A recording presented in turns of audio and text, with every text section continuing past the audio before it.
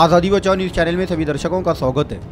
Solapur Lok Sabha India alliance की उम्मीदवार MLA Parineeti Shinde को मार्क्सवादी कम्युनिस्ट पार्टी के नेता आडम मास्टर ने जाहिर पाठिंबा देते ही आज लोकसभा उम्मीदवार परिणीति शिंदे का कम्युनिस्ट पार्टी की ओर से सत्कार कर पत्रकार परिषद ली गई, जहां आडम मास्टर ने बिना किसी शर्तों के चुनाव में साथ देने का वादा किया। कहा जा रहा है कि सोलापुर की बीड़ी मजदूर महिला, यंत्रमाग मजदूर एक बड़ा तबका आडम मास्टर की बात को मानता है, जिससे लोकसभा चुनाव में कांग्रेस उम्मीदवार को फायदा हो सकता है। शहर मध्यची जागा आमची ठाम आहे। कोणत्याही परिस्थितीत आम्ही निवडणुकीमध्ये लढणार, परंतु त्याबद्दल चर्चा झाली।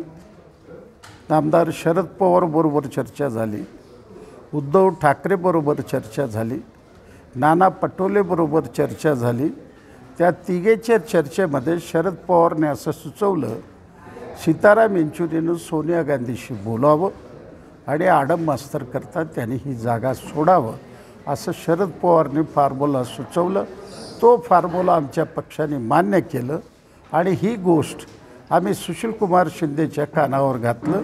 शिंदे साहेब स्वतः सीताराम येचुरीशी बोलले, त्याने म्हणलं आमचं नेतृत्व निर्णय घेतलं तर मी बिलकुल आडवं येणार नाही। पण मग त्यातनं एकदा देशाच्या राजकारणावर शहर मध्यची जागा आमची ठाम आहे। कोणत्याही परिस्थितीत आम्ही निवडणुकीमध्ये लढणार, परंतु त्याबद्दल चर्चा झाली।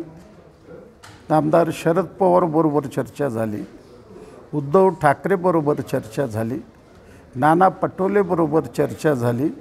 त्या तिघेच्या चर्चेमध्ये शरद पवारने असं सुचवलं, सीताराम येचुरीने सोनिया गांधीशी बोलावं आणि आडम मास्तर करता त्यांनी ही जागा सोडावं असं शरद पवारने फॉर्म्युला सुचवलं।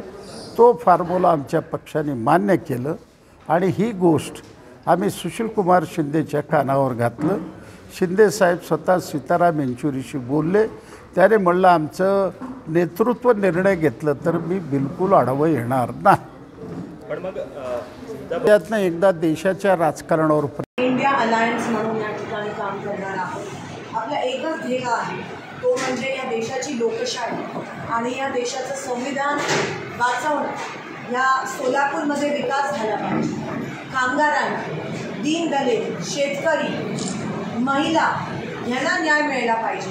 हा जो दुर्बल घटक आहे, जो भाजपाकडून मुद्दाम दुर्लक्षित केला गेला आहे, फक्त त्यांचा वापर करण्यात आला आणि भाजपनी फक्त सत्तेची मजा केली। त्यांच्यावर जो एवढा मोठा अन्याय झाला असेल, सर्वात मोठा ज्या कामगारांसाठी मास्टर नेहमीच लढत होते, त्याच कामगारांच्या पोटावर पाय या भाजप सरकारने केला। त्यांची आठवडा मजुरी बंद केली नोटबंदी करून, त्यामुळे त्यांना सर्वात मोठा त्रास झाला।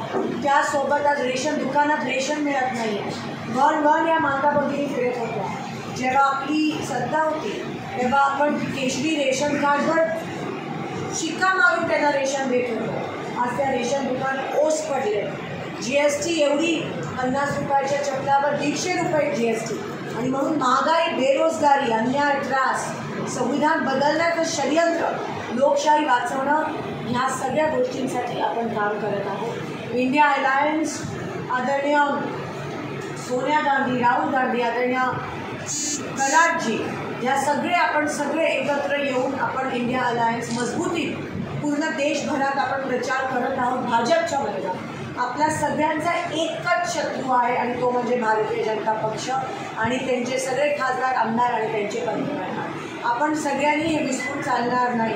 मला माहिती आहे काही वैयक्तिक आपल्या मागचे जरी हिस्ट्री असली तरी यावेळेस आपण ती सगळी बाजूला ठेवून सगळ्यांनी एकजुटीने जर आपण लढलो या युद्धात, 100% शत्रूचा पराभव होईल आणि लोकशाहीचा विजय होईल। आणि इंडिया अलायन्स तुमच्या माहितीसाठी मी सांगू इच्छिते की इंडिया अलायन्सचे रिपोर्टमध्ये नंबर्स, आकडेवारी खासदारांची ही वाढत आहे, पण मोदीच्या हुकुमशाहीमुळे कोणतेही मीडिया हे दाखवत नाही आहे, कारण का मीडिया ही गोदी मीडिया आहे। आणि म्हणून खरी परिस्थिती काय, शेतकऱ्यांचा, कामगारांचा रोष, ज्यांच्यामुळे यांची संख्या कमी होणार आहे, ते आपल्याला दाखवलं जात नाही। म्हणून मजबूतीने आपण कामाला लागूया।